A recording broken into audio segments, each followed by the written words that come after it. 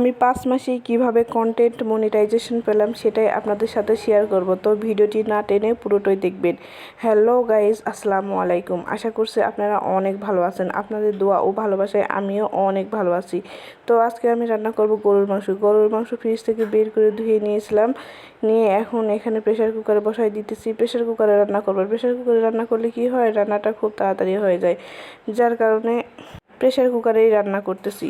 এখন আমি সমস্ত গুঁড়া মশলা দিয়ে দেবো। এখানে লবণ, হলুদ গুঁড়ো, মরিচের গুঁড়ো, তারপরে গরম মশলা, গোটা রসুন, তেজপাতা দিয়ে ভালোভাবে হাত দিয়ে মাখিয়ে নিব। মাখিয়ে নেওয়ার পর তারপরে আমি তেল দেবো। আগে তেল দিয়ে না, কারণ তেল দিয়ে মাখাইলে হাতে তেল লাগে, ওই জন্য ভালো লাগে না। তারপরে দিয়ে দিলাম আলু।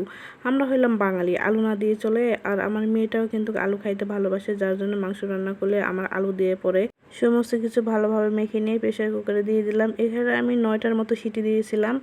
তারপরে একটা কড়াই দিয়ে দিলাম, নিয়ে আলুগুলো আলাদাভাবে বেছে নিয়েছি, কারণ এখন মাংস কষাবো। কষানোর সময় আলুগুলো রাখলে আলুগুলো সমস্ত ভেঙে যাবে, ওই জন্য আলুগুলো উঠিয়ে রাখলাম। তারপরে এই যে এখানে মাংস কষানো হয়ে গেছে, একটু পানি দিয়ে দিলাম, পানি দিয়ে নেড়ে চেড়ে তারপরে আলুগুলো দিলাম।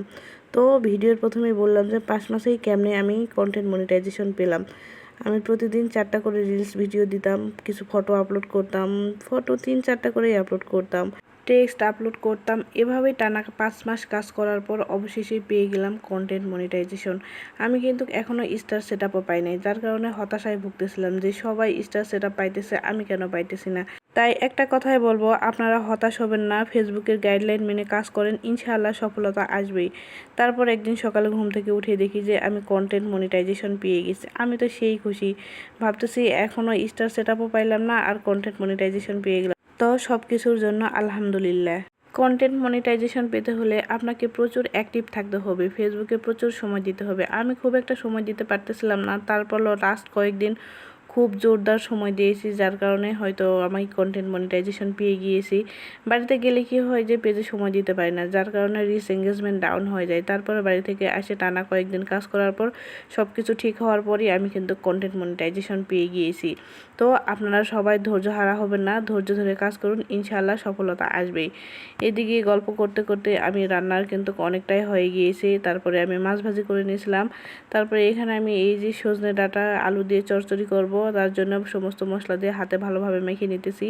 এভাবে হাতে মাখিয়ে রান্না করলে কিন্তু অনেক ভালো লাগে। আমার তো এই তরকারিটা খুবই ভালো লাগে, বিশেষ করে হাতে মাখানো তরকারিগুলো আমার খুবই পছন্দের, যার কারণে ঘুরে ফিরে সেই রান্নাগুলোই বারবার করি। তো আমার ভিডিওটি প্রায় শেষের দিকে। আমার ভিডিওটি যদি ভালো লাগে তাহলে লাইক, কমেন্ট, শেয়ার করবেন আর আমার পেজটি ফলো দিয়ে পাশে থাকবেন। দেখা হবে অন্য কোনো ভিডিওতে। আল্লাহ হাফেজ।